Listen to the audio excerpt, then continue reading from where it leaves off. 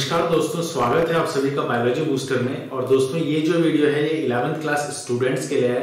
11th class biology हम लोग कर रहे हैं और 11th क्लास बायोलॉजी में नया चैप्टर हम लोग शुरू करने जा रहे हैं जो कि है chapter number 14। Chapter number 14 11th class biology में हम लोग शुरू कर रहे हैं और उसका नाम है respiration in plants. Respiration in plants chapter पे अगेन आपको एनसीईआरटी का पैटर्न फॉलो नहीं करना है, आपको मेरा पैटर्न फॉलो करना है। किस हिसाब से सिस्टमैटिक वे में इस चैप्टर को पढ़ना है वो हम देखने वाले हैं। ठीक है, सबसे पहले इंट्रोडक्शन की बात करते हैं। इंट्रोडक्शन या इस चैप्टर को शुरू करने से पहले अगर आपको इसके नोट्स चाहिए इस चैप्टर के और टेस्ट सीरीज चाहिए तो आप बायोलॉजी बूस्टर ऐप डाउनलोड कर सकते हैं और वहां से नोट्स और टेस्ट सीरीज ले सकते हैं। कोई भी डाउट के लिए आप कम्युनिटी सेक्शन में जाके मुझसे पूछ सकते हैं या फिर आप इसके अलावा कमेंट बॉक्स में या फिर आप मेरा व्हाट्सएप नंबर भी चैनल के अबाउट सेक्शन में जाके दे सकते हैं और वहां पे एन नंबर ऑफ डाउट्स मुझसे पूछ सकते हैं। ठीक है, चलिए अब इसे स्टार्ट करते हैं इस चैप्टर को।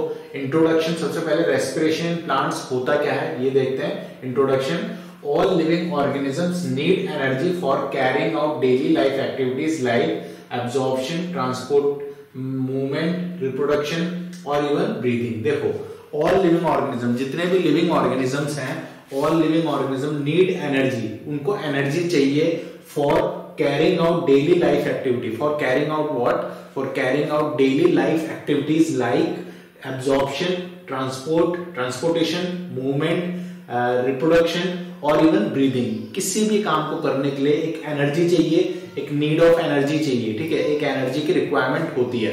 क्लियर है ये बात? ये सबसे पहली बात। The process of breathing is very much connected to the process of release of energy from food.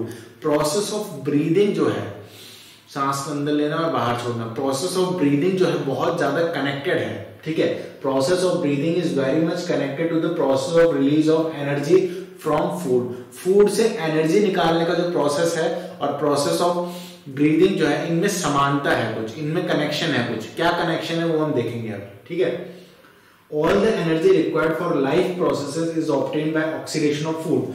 all the energy required, जो भी एनर्जी रिक्वायर्ड होती है लाइफ प्रोसेसेस को करने के लिए वो ऑक्सीडेशन ऑफ फूड से आती है। ऑक्सीडेशन ऑफ फूड को साधारण भाषा में अगर कहूं तो खाने का टूटना जो प्रोसेस होता है उसी से सारी की सारी एनर्जी आती है। ठीक है, only green plants and cyanobacteria, green plants को छोड़ दीजिए और साइनोबैक्टीरिया को छोड़ दीजिए, ब्लू ग्रीन एल्गी भी बोलते हैं इसको, can prepare their own food by the process of photosynthesis. They trap light energy. ठीक है, दे ट्रैप लाइट एनर्जी एंड अभी और भी इसके आगे वो देखेंगे अभी।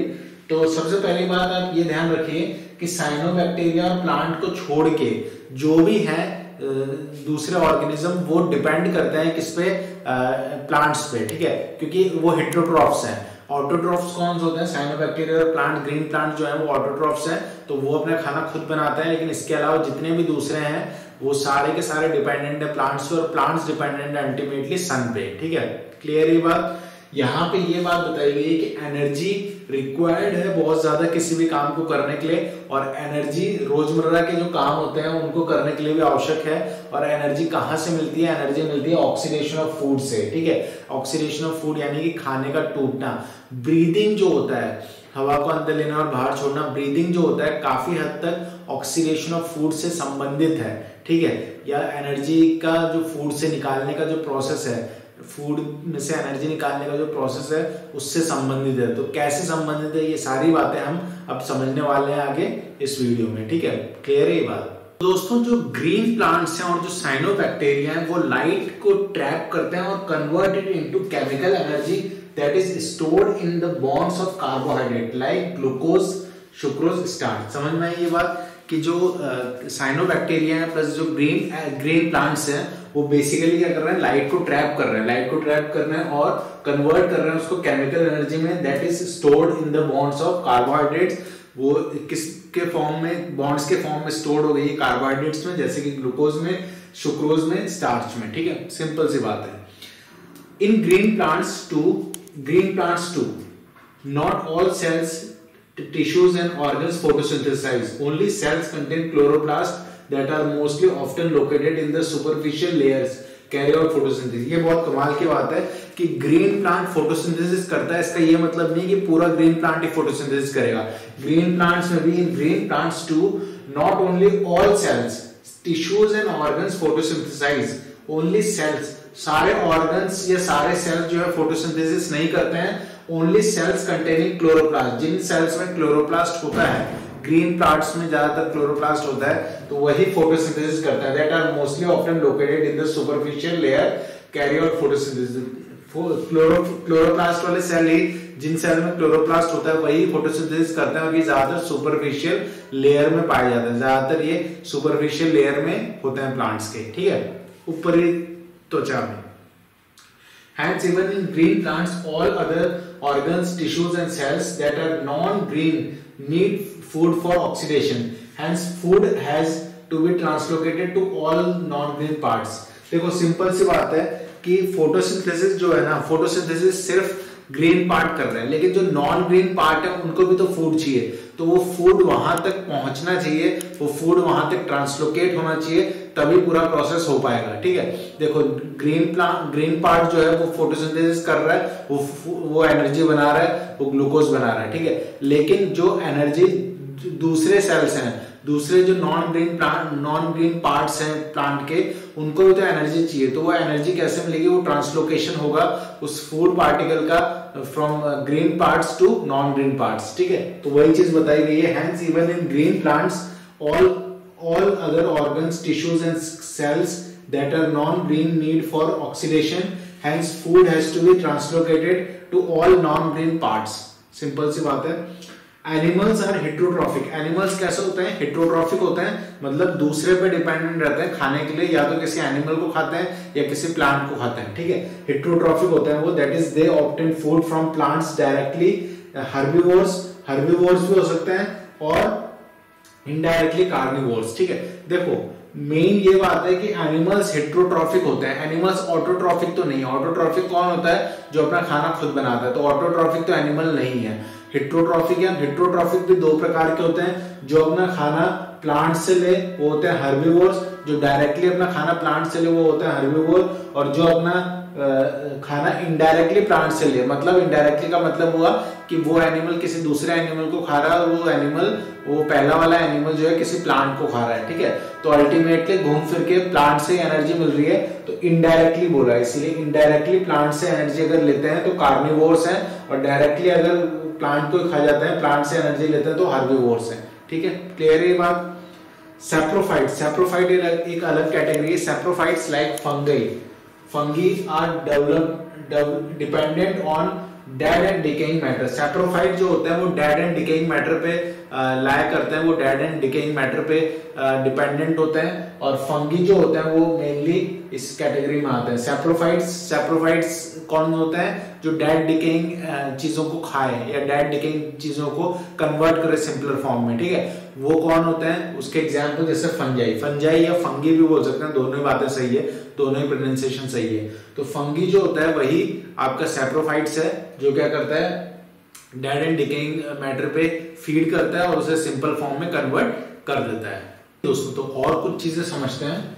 Ultimately, all the food that is required for life processes comes from photosynthesis. सारा का सारा फूड जो रेस्पिरेशन में काम आता है, ultimately all the food that is respired for life processes करने में जो भी फूड का यूज होता है, वो सारा का सारा फोटोसिंथेसिस से आता है। वो सारा का सारा किससे आता है? फोटोसिंथेसिस से। सिंपल सी बात है।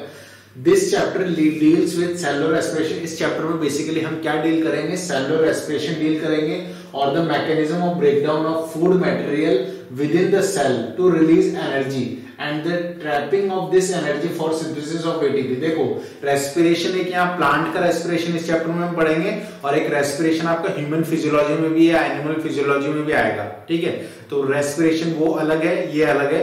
प्रोसेस खैर एक ही हो रहा है, ब्रेकडाउन ऑफ फूड दोनों में ही हो रहा है। ठीक है, तो यहाँ पे क्या हो रहा है? This chapter deals with the cellular respiration. Cellular cell के अंदर जो रेस्पिरेशन होता है उसको सेलुलर रेस्पिरेशन कहते हैं, तो उससे हम डील करेंगे यहाँ पे।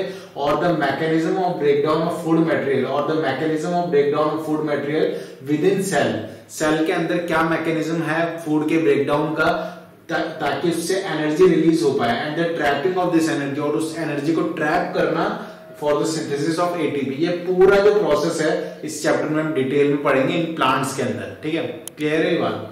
Photosynthesis take place within the chloroplast in the eukaryotes, whereas देखो photosynthesis take place within the chloroplast, chloroplast में होता है photosynthesis in eukaryotes, eukaryotic cells में, whereas the breakdown of complex molecule to yield energy take place in the cytoplasm and in the mitochondria, also only in eukaryotes. जबकि breakdown of complex material, जबकि whereas the breakdown of complex molecule to yield energy, breakdown of complex molecule to yield energy को yield करना take place in the cytoplasm, cytoplasm में होता है ये process, energy निकलने का जो प्रोसेस है वो साइटोप्लाज्म में होता है एंड इन द माइटोकॉन्ड्रिया, और माइटोकॉन्ड्रिया में भी होता है। साइटोप्लाज्म और माइटोकॉन्ड्रिया में एनर्जी रिलीज होने का प्रोसेस होता है, breakdown of complex food to release energy, ये जो प्रोसेस है ये कहाँ हो रहा है, माइटोकॉन्ड्रिया साइटोप्लाज्म में इन यूकैरियोट्स, ठीक है। और photosynthesis take place in the chloroplast, ये भी यूकैरियोट्स में ही होगा,